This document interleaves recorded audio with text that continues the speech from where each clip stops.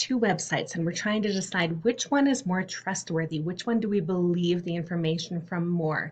If I think back to the Brain Pop video, I remember what they said is the ones that you can be sure are really trustworthy and are giving factual information. That would be the .gov, which is a government website, and .edu, which is an educational website.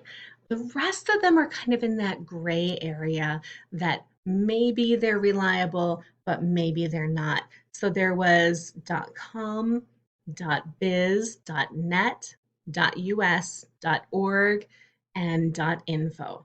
So here we have, let's go back and see.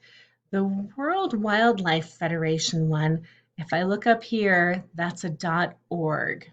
Okay, so not a .gov or a .edu, it's a .org. That means an organization put this website together. The other one about the Northwest tree octopus, that I see as a .net. So what I know about .net is that pretty much anybody can have a .net website. So now I have to decide, do I trust an organization more or do I trust a .net more? What do you think?